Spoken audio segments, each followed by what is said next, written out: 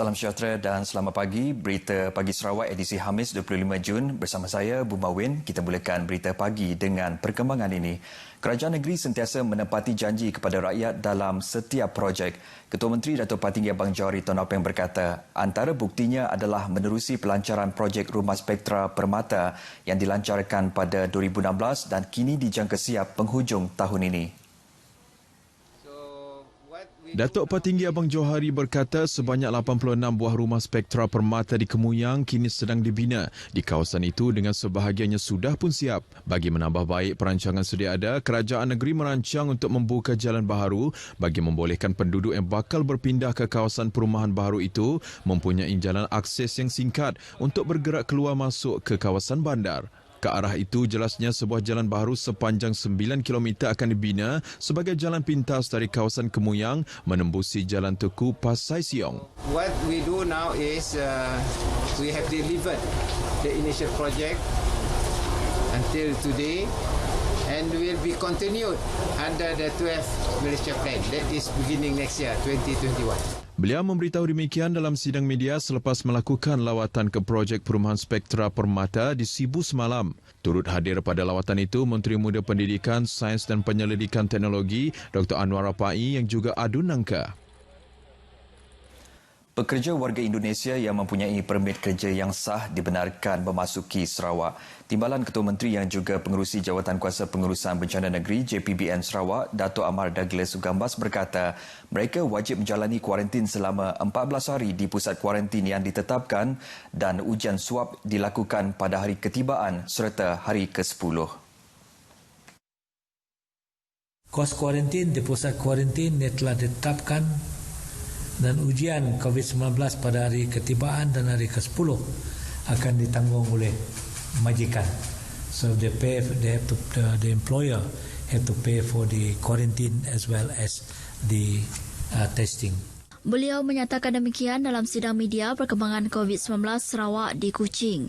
Semalam, Sarawak merekodkan satu kes positif COVID-19 yang dilaporkan di daerah Kuching, menjadikan jumlah keseluruhan kes positif COVID-19 di Sarawak setakat semalam sebanyak 570 kes. Datuk Amar Douglas turut memaklumkan kes ke-570 itu adalah kes warga tempatan yang bekerja sebagai pengurus projek di syarikat pembinaan yang sama dengan kes dua pekerja Indonesia, iaitu kes ke-563 dan 565 yang dilaporkan pada 18 Jun lepas. Setakat ini seramai 112 kontak bagi kumpulan pertama telah pun disaring dan 312 kontak bagi generasi kedua telah pun dikenal pasti. Siasatan masih berterusan untuk mengenal pasti kontak-kontak serta punca jangkitan tersebut. Datuk Amar Douglas menambah sebanyak 44 PUI baru dilaporkan semalam dan 4 kes masih menunggu ujian makmal. Dalam sidang media yang sama, beliau memberitahu bagi kluster Kidurong kekal 8 kes positif dan setakat ini 217 saringan dilakukan, 206 negatif dan 3 lagi masih menunggu ujian makmal. Kluster tapak pembinaan Podium Kuching pula 62 saringan dilakukan, 3 positif dan 59 negatif. Dalam pada itu, Dato' Amar Douglas Sugambas memberitahu kerajaan tidak mempunyai sebarang masalah memberi masa lanjutan kepada kontraktor-kontraktor menyelesaikan projek yang diberikan kepada mereka. Katanya kerajaan memahami kelewatan projek adalah disebabkan pelaksanaan PKP. Walau bagaimanapun, Dato' Amar Douglas Sugambas berharap agensi pelaksana seperti Jabatan Kerja Raya JKR dan Jabatan Pengaliran dan Saliran JPS, pejabat residen dan pejabat daerah terus memantau pelaksanaan projek di kawasan masing-masing. Beliau berharap agar pihak kontraktor dapat menyiapkan projek seperti yang dijadualkan demi kepentingan rakyat. Dato' Amar Douglas yang juga ahli Dewan Undangan Negeri Adun Bukit Saban memberitahu demikian selepas mengadakan perjumpaan dengan pelbagai jabatan kerajaan mengenai status pelaksanaan projek transformasi luar bandar di bahagian Betong. Kementerian Kebajikan Kesejahteraan Komuniti, Wanita, Keluarga dan Pembangunan Kanak-Kanak menggariskan 7 kerangka bagi menangani isu kemiskinan bandar di Sarawak secara holistik dan bersepadu. Menterinya Datuk Seri Fatimah Abdullah memberitahu kerangka tersebut merupakan garis panduan bagi mewujudkan satu jawatan kuasa khas yang terdiri daripada pelbagai agensi dan jabatan berkaitan. Datuk Seri Fatimah menjelaskan antara isu yang akan difokuskan dalam kerangka tersebut ialah mengenai pangkalan data, polisi dan tadbir urus kemiskinan bandar, perumahan, persekitaran dan kesihatan, kemudahan asas dan masalah sosial. Tambahnya, 4 bandar utama di negeri ini ialah Kuching, Sibu, Bintulu dan Miri akan menjadi tumpuan kerangka itu nanti. Beliau memberitahu demikian selepas mempengerusikan mesyuarat pertama penyelarasan menangani isu kemiskinan bandar di Sarawak di Kuching semalam.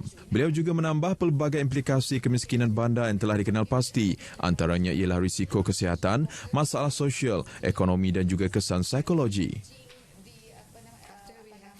Polis Sarawak sedia bertugas menjelang pilihan raya negeri PRN Sarawak kelak. Pesuruhjaya Polis Sarawak, Dato' Aidi Ismail menegaskan walaupun menghadapi kekangan logistik dan kaki tangan, namun ia tidak menghalang pihaknya membuat persiapan. Dato' Aidi Ismail berkata segala keperluan bagi tujuan persiapan di daerah-daerah seluruh Sarawak akan diutarakan ke peringkat pusat. Beliau ditemui pemberita selepas menziarahi keluarga dan memberi penghormatan terakhir kepada mendiang bekas Sub-Inspektor Ngalinuh Bala di Kampung Lusut Lambir Miri.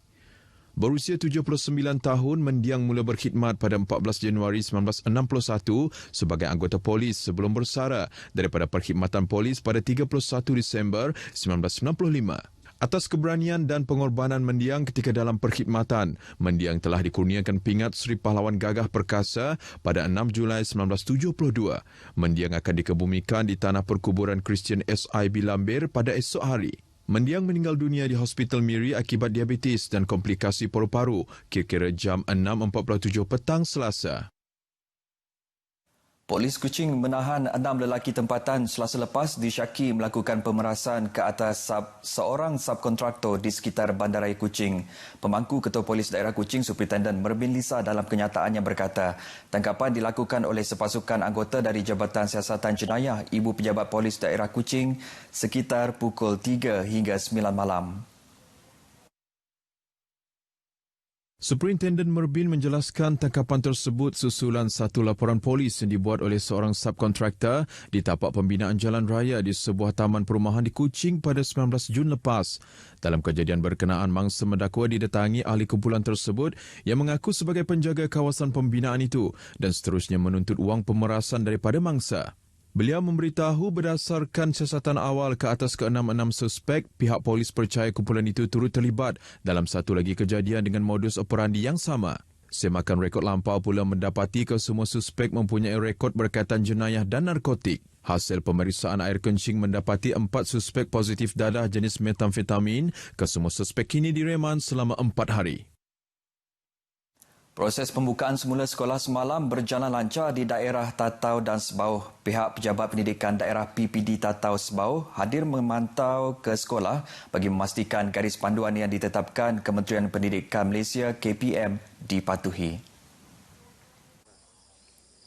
Pasukan pemantau yang diketuai Ketua Pegawai Pendidikan Daerah Tatau Sebauh, Samri Suhaili telah berada di SMK Sebauh seawal pukul 6.45 pagi.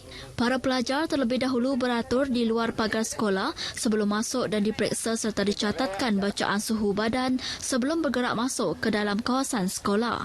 Di SMK Agama Miri juga sesi persekolahan berjalan dengan lancar mengikut garis panduan yang ditetapkan. Pengetuanya Ustaz Ahmad Fauzi Yaakob berkata pihaknya terdahulu telah membuat persediaan awal dengan mengadakan perjumpaan maya bersama ibu bapa dan pelajar menerusi aplikasi Google Meet bagi menerangkan garis panduan yang perlu dipatuhi. So far, bila semua orang patuh, parent pun patuh, cikgu-cikgu patuh, pelajar patuh, dia jadi mudah. Saya yakin disiplin pelajar yang telah kita bina selama ini memudahkan semua ini dipatuhi. Beberapa pelajar yang ditemui gembira dan teruja kerana dapat meneruskan sesi pembelajaran yang bermula hari ini. Rasa teruja juga sebab lama dekat rumah. Jadi sekarang dapat peluang untuk belajar dengan kawan-kawan tapi ada juga jarak. Kami dah dapat berinteraksi dengan orang lain tapi perlu mengikuti SOP yang telah ditetapkan. Dalam satu majlis ringkas pagi tadi, sumbangan berupa pelitup muka, hand sanitizer, risalah dan termometer daripada Menteri Muda Pelancongan, Kesenian dan Kebudayaan Sarawak, Datuk Sebastian Ting, diserahkan oleh wakil beliau kepada Pengetua SMK Agama Miri. Warga Seksyen Berita Ehwal semasa BES RTM Kuching mengenakan pakaian seragam sekolah sebagai memberi sokongan moral kepada warga pendidikan dan pelajar. Usaha itu bagi meraihkan pelajar tingkatan 5 dan 6 yang memulakan sesi persekolahan mereka bermula semalam. Sokongan ini dipamerkan setelah hampir 4 bulan sekolah ditutup ekoran Perintah Kawalan Pergerakan sejak 18 Mac lepas. Untuk adik-adik yang kembali ke sekolah, terus amalkan kebiasaan baru dengan menggunakan pelitup seluruh muka. Saya tahu adik-adik excited jumpa kawan-kawan. Ingat, amalkan penjarakan sosial 1 meter. Saya harap anda semua boleh menyesuaikan diri dengan kebiasaan baharu meskipun dalam tempoh PKP pemulihan ini. Selamat kembali ke sekolah. Amalkan kebiasaan baharu. Sekian Berita Pagi Sarawak, saya Bumawin. Amalkan penjarakan fizikal dan kerap cuci tangan. Bersama kita putuskan rantaian COVID-19. Salam hormat dan salam sejahtera.